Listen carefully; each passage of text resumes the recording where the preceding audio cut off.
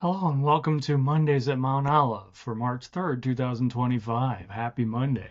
I'm Pastor Dan Torkelson, Senior Pastor at Mount Olive Lutheran Church here in Madison, Wisconsin, and I'm coming off several days of vacation last week, so I'm a little bit more rested and ready because Lent's about to begin.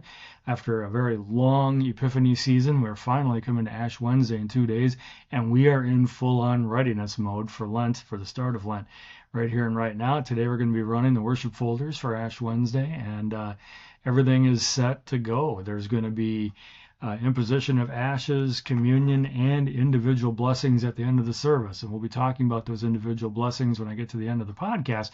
Got a lot to cover today, so let's get moving right into things. Yesterday was the transfiguration of our Lord. Pastor Baldwin covered the service for me and did a fantastic job. It's interesting to me. The Transfiguration is actually a very loaded festival. I actually know many people who cite the Transfiguration once they came to understand it as a favorite Sunday in the church here. And actually, I would say I would put it up there for me too. I don't know if I'd call it a favorite, but the favorite, but it's got to be in the top five or so. And actually, yesterday, what Jennifer introduced last year and brought it back this year, the whole singing of Alleluia, Song of Gladness at the end of the service, which one has a third stanza, which the choir always sings. That's about how we're going to get rid of the word Alleluia here this week. Because of our sins, we should forego it for 40 days, which is what we do in the season of Lent. But then we also have the kids take the word Alleluia out of the church at the end of the service with the ringing of the bell at the end and whatever. And that's I think that's kind of a newer tradition if I understand it correctly, but it's a really cool one. It's a great way to involve the children, and I think it said quite a nice message. I thought yesterday. I remember when I was in college and taking my first ever theology course, college level theology course. I was a freshman. It was my fall semester, first semester, my freshman year.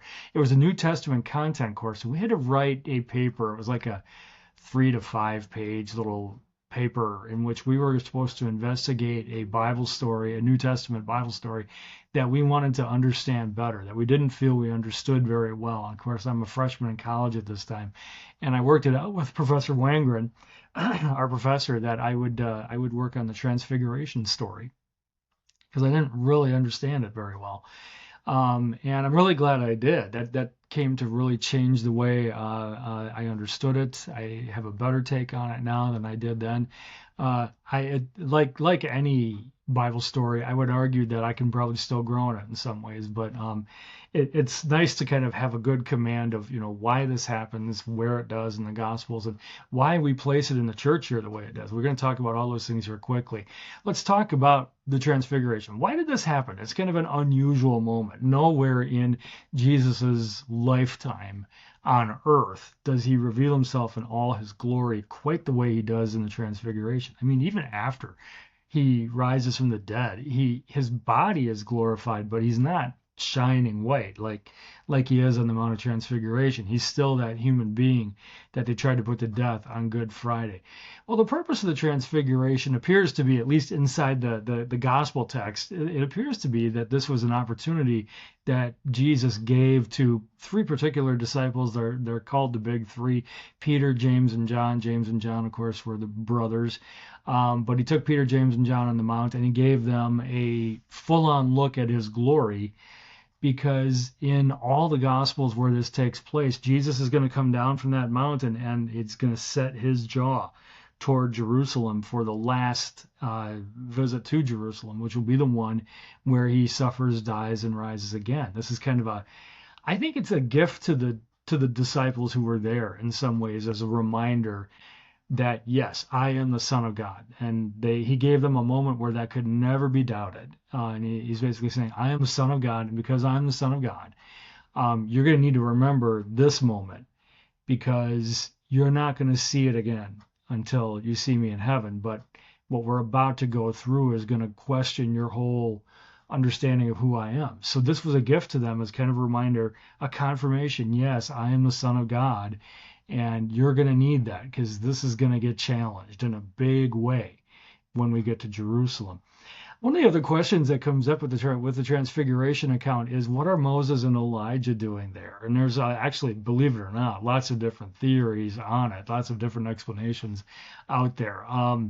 The best explanations, I believe, have to do with what we're told. Like we were told yesterday in the Luke account about their conversation with Jesus, where they are discussing with him his.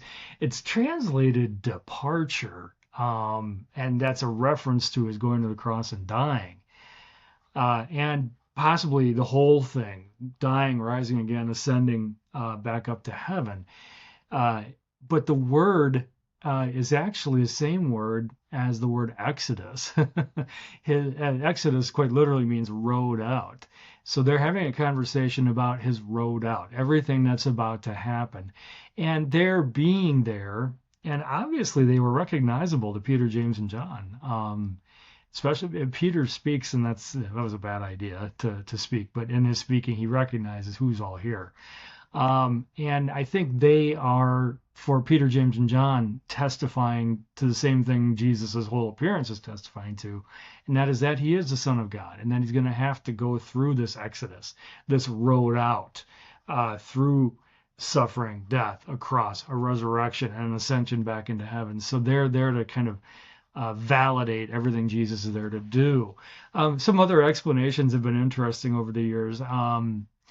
There's an explanation tied to resurrected bodies, which basically says that Jesus, Moses, and Elijah are the only three people currently, as well as Enoch, I suppose, in Genesis chapter 5, whose bodies are in heaven right now. Now, that's interesting because that's definitely true of Elijah. He goes up into heaven in the whirlwind at the end of his life. As a human being. Jesus, of course, ascends into heaven as a human being. The story about Moses is a little fascinating because Moses was buried, it says, out in the wilderness, not far from the place where Israel would eventually cross into the promised land. That's not too far later. In the whole story, as you all know, Moses did not get to see the promised land. But there's actually an old apocryphal tale about this, that the devil wanted to raise Moses' dead body and try to lead Israel away with it. And so an angel came and raised Moses' body out of the grave and took it to heaven. And it is actually that apocryphal story is actually referenced in Jude, the book of Jude. And what's fascinating about it is that story is nowhere else in the Bible, and that's only sort of referenced, very, very quickly mentioned in one of the later New Testament books. Lastly, we want to talk a little bit about it, where it sits in the church year. That's kind of important. This is a really good example of what you've heard me say, that they who designed the church year, and this is millennia ago already, they were smart people. They were geniuses. And to have Transfiguration the Sunday before Ash Wednesday allows the Transfiguration as a festival to do what the story does in the Bible, and that is it kind of sets us up. It gives us that one last good look at Jesus and all of his glory before we move into the exodus of the season of Lent, where the emphasis is going to move from Jesus as a Son of God, which is a big emphasis in the whole Epiphany season, to Jesus as a Son of Man, Jesus as a human being. That's going to be the emphasis in Lent. And Transfiguration is our last glimpse. It's going to be within 3 days. We're going from the heights of glory here on earth to ashes, to the curse of death, to all of that. And it makes a startling transition in the church year, but it's a transition that teaches a lot. And I've always thought that what was great about the way the church year was structured, especially at this point, is that it mirrors exactly the function of the Transfiguration in the Bible itself. We could have the Transfiguration, I suppose, at any time during the church year, but here it does what it does in the text as well, which is fantastic, and that's why it's brilliant. Let's move on to Daniel. Boy, yesterday we got into it, and this is going to be we didn't get into it like a big disagreement or argument or anything like that. We got into some of the hardest stuff in Daniel. We moved into Daniel 7. We moved into the apocalyptic part of Daniel and into the actual text of it. Everything I said in last week's podcast now comes into play because we are going to see cosmic type stuff going on in Daniel 7. And what I did yesterday, kind of at the outset of the Bible study, was I sort of took everything that we talked about the previous week, which was in last week's podcast, and I said, let's look at Daniel 7 with two simple objectives. Simple objective number one is to try to figure out historically what these symbols meant. In other words, try to figure out what the original readers of Daniel, the first readers of Daniel, heard in those symbols, how they understood them, how Daniel himself reveals he understood them and had them explained to him. Because that's the great thing about Daniel 7, is that it has an interpretation section. It's not comprehensive. That frustrates Bible scholars. And what I was trying to help the Bible study understand is that sometimes it's okay to let a symbol not have an explanation.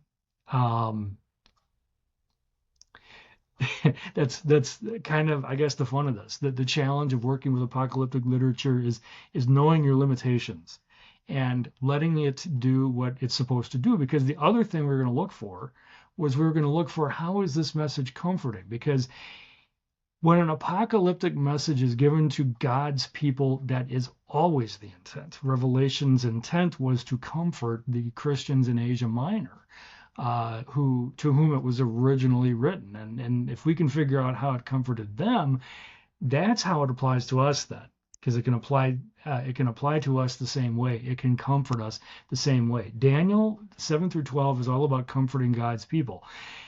That being said, there were apocalyptic elements in Daniel 2, in Daniel 4, the dream of the tree that gets cut down, and in Daniel 5, the handwriting on the wall.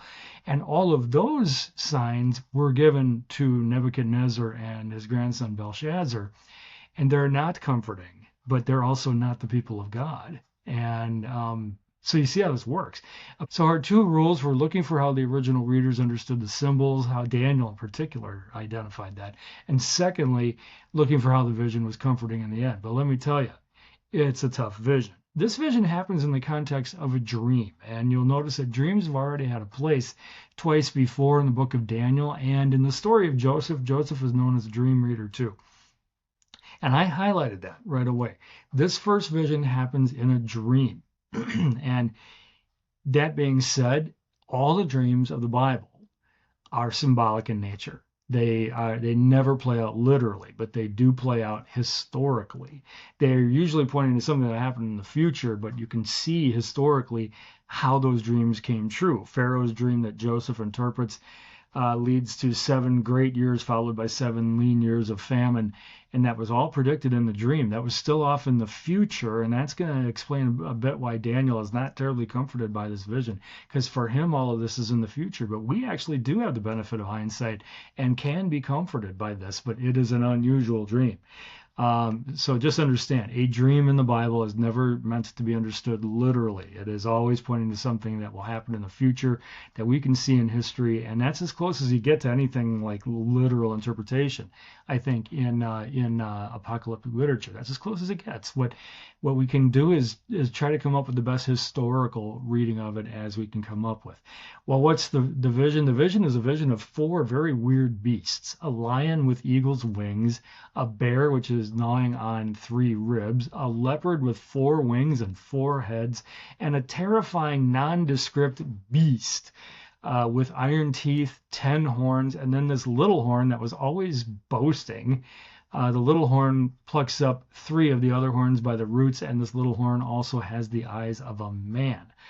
And that's the really scary part of it for Daniel, is that little horn. That he, the text says he was speaking great things. Well, what he was doing was he was boasting. He's not speaking stuff that we would go, oh, that's great. No, this is not great. This is he should be quiet, which is what God the Father did to Peter in the Transfiguration story. He interrupted him because Peter doesn't have anything to say, even though he thinks he does. And this little horn, it is an Antichrist figure, by the way. This little horn that just keeps boasting has nothing really to say. But anyway, the story's not over. And that's important. He sees the beasts, but there's more to the vision. And that's why I think it's very important for us who read the Bible to not jump into interpreting symbols too fast. Let's hear the whole story, because that will help as we then kind of rewind and figure out what all these are. So don't decipher the symbols too quickly. Let the story do its work. The Ancient of Days appears. This is a marvelous title for God. I don't think any Christian misses this one. We get what that means. He appears. He's white. He's white as pure. White is a symbol we know. A lot of the symbols when the Ancient of Days comes are ancient symbols. They go back long before Daniel. We know what white means. White is purity. We know what fire means. His throne is a fiery throne, probably in a chariot with fiery wheels, and fire projects from him. Fire does two things in the Bible: it destroys and it purifies. I mean, what's great is that when God appears, all of a sudden the symbols are like easy. They're they're they're not hard to figure out at all. Um, and then he's going to what he does is he destroys the beasts, but particularly destroys that fourth scariest, most terrifying beast, which ultimately silences that little horn who didn't have anything good to say in the first place.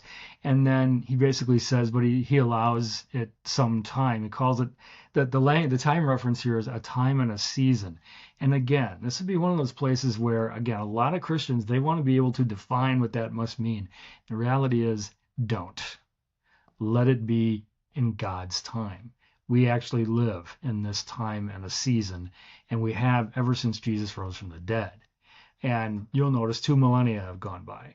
For us, that's a long time. For God, that's but a couple seconds. If sometimes I think saying seconds is saying too much, in all honesty. So I think it's very important to let some of these symbols just be symbols if we don't quite get them. Moving into further on, the Ancient of Days then opens the books, and he has a courtroom scene where he stands in judgment on the beasts, especially the last beasts and that braggadocious little horn. They stand in judgment. And the court language reveals that all worldly rule will one day be judged by the Ancient of Days. Then one like a son of man enters into the story, and he is given all dominion and all rule. Yeah, that's your Jesus, right? That's Jesus coming into the story. That's not hard to figure out. He calls himself the Son of Man, which I think, in the Gospels certainly has the Jewish hearers thinking back to Daniel, thinking back to other places in the Old Testament where God's deliverance came through a quote unquote Son of Man. Well, once he gets to the end of all this vision, Daniel asks for an interpretation, and God grants him one. The 4 beasts are 4 kingdoms, and they are the same 4 kingdoms as in Daniel 2. First, the lion with the eagle's wings is Babylon. The bear is the Medo-Persian Empire. The leopard is Greece. And by the way, there's a 4-way division mentioned with regard to the leopard, and that's what happens to Greece, is that the empire divides 4 ways. And then this last terrifying beast is Rome. The 10 horns that last terrifying beast has speak to the overall influence of the Roman kingdom felt to this day. They're not referring to 10 specific kings. In the interpretation, it says the 10 horns are 10 kings, but it's not referring to specific kings. It's referring to, I would say, all the rulership that's influenced by Rome in one way or another. And by the way, yeah, that's America. America's got a legislative branch that owes a bit to Roman governance and things like that. And I believe the British Empire does too. The former British Empire does too. It's interesting to call it the former empire. It is the former empire does too. And this little horn, this braggadocious little horn, well, he is the Antichrist. He talks too much. I said in Bible study, whenever I think of that talking horn, I always think of Hitler's speeches. Hitler was a screamer. He was a shouter. It's been said he lost weight during his speeches. And I can believe it, having just watched a few. I think as far as his oratory skills, he was a powerful orator, but of course he had horrible ideas, and that's just it. Sometimes a really great orator can convene a really horrible message, and that's the lesson to be learned there. And at the end of it all, Daniel says this is the end of the matter, which means, one means it's the end of the vision, but 2, I think it means this is pointing to the end of all things. That after that season and a time, God's faithful, God's elect will stand victorious over all these other forces. But Daniel is not comforted, and I'm going to come back to what I said before. That's because all of that's in the future for him. And so it's much more uncertain. We have the benefit of hindsight. We know these four empires. We know the influence of Rome. We know actually that the influence of Rome is still felt today. It's felt in our American government. It's felt in the Roman Catholic Church.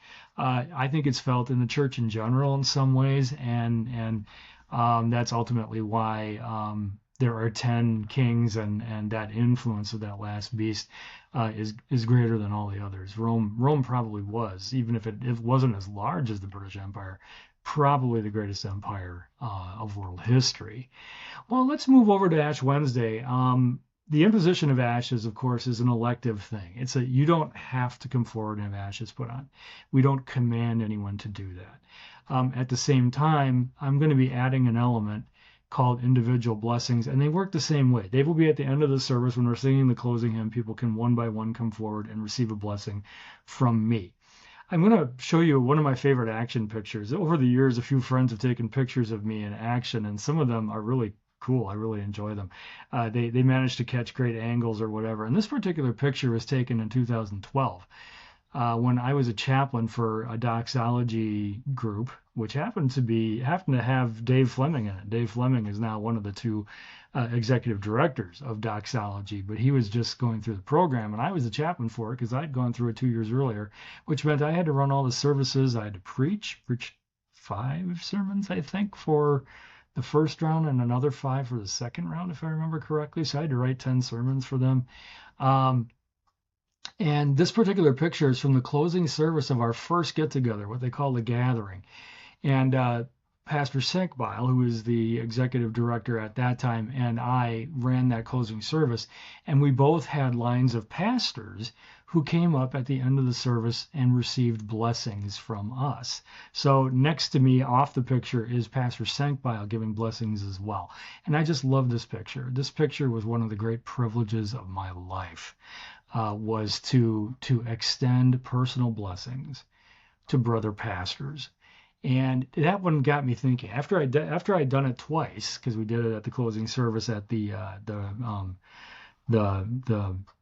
encore, which was the second section of doxology a few months later, I got to thinking about it because doxology also has a video series that's run by John Kleinig, the great Australian Lutheran theologian, and in it, Kleinig talks about how it is the pastor's responsibility to bless his people, which was just a mind bender to me, because aside from like the benediction on Sunday or the benediction at the end of any service, the idea of blessing on a more regular basis was just something I had not really ever thought of, nor was I taught to think about it. And here he's saying you should do it. And I remember going out for coffee with Pastor Senkbeil because he and I lived close to one another. And I mentioned this. I said, I have this weird feeling about Ash Wednesday. And the weird feeling is that I impose the ashes, I speak the curse, dust you are, and to dust you shall return. And I've always been concerned, if those were the last words anyone ever heard from me, I would feel like I failed. What do you think of this? And the idea that I ran by him was, what about ending the Ash Wednesday service with individual blessings like we did here at Doxology? And he didn't prescribe it, but he didn't go against it either. He said, there's something to be said about this. There's something to be said about trying to bring something like that into the life of a congregation. So I introduced it at my last church, St. John's of North Prairie, and it made Ash Wednesday one of the great days of the year. We always had good turnouts, and what was amazing was how much people loved the individual blessings. That was just really a great thing to watch. And over the years, it was just it was a weirdly emotional thing where they'd come forward and we'd laugh, we'd cry, we did it all. And all in the matter of a few seconds while you're standing in front of me and I'm giving you the blessing. It really was a beautiful thing. And I can't deny you of that either. I'd love you to take advantage of this. Again, it's elective, just like the imposition of ashes. You do not have to come forward. But during the closing hymn, I'll be inviting the congregation to come forward down the center aisle and receive a blessing. If the hymn is still going when you're done and blessed, I'd go back and finish the hymn. But if the hymn is done, go. Just leave. You can leave the service at that point. That's the whole idea of it, and I'm really looking forward to doing it. That action picture gets me when I look at it. it was such a novel thing to do. What you're seeing in that picture is me doing that for the first time. I've now done it many times since, and it is such a grand and glorious thing. I want to say too, that's part of why I try to be in the narthex before church on Sundays too, so I can pray with you if you need a prayer, private prayer, or I can even give you a private blessing there. So please, take advantage of that. Don't feel that this is just social time. I'm there to do ministry all the time. I'm happy to socialize. I'm not saying I'm not, but what I am saying is that there are some things that are more important than that. And I would argue that praying with you, blessing you, those sorts of things, that's what I should be doing as a pastor. And it was really a cool thing to introduce that at my last parish. And I hope by the end of the day on Wednesday, you'll be like, that was an awesome thing. Because I just think we pastors aren't doing this. So I'm pretty sure it'll be a first time for you. And I will love every minute of it. I can promise you that. It really became one of the coolest things I got to do every year at Ash Wednesday. And I hope you take advantage of it. I'm here to do that for you, to pray for you, to bless you, to do all those things. That's what we pastors are called to do. And with that, that's the end of our Mondays at Mount Olive for March 3rd. We're going to be starting that series, The Double-Edged Sword. We're going to hit all those ironic statements made usually by others about Jesus during the Passion. And our first one is going to be Caiaphas, something he says about Jesus right after Lazarus is raised from the dead, and that is that it is better for one man to die than that the whole nation perish. Of course, Caiaphas does not mean that terribly positively, and yet somehow God, the Father, that is his idea. That's exactly his idea. So in something that was intended to be evil, God speaks too. And that's going to be the fun of this whole series. We're going to see that a lot in a lot of things that are said through Lent. And as we get ready for Lent, I hope you have a blessed Lent. Use it to work on disciplines if you have to. There's no command saying you have to, but if there are things you want to improve in your life, or if there are ways you want to try to join in a little bit on Jesus' suffering through self-denial or things like that, that's all good.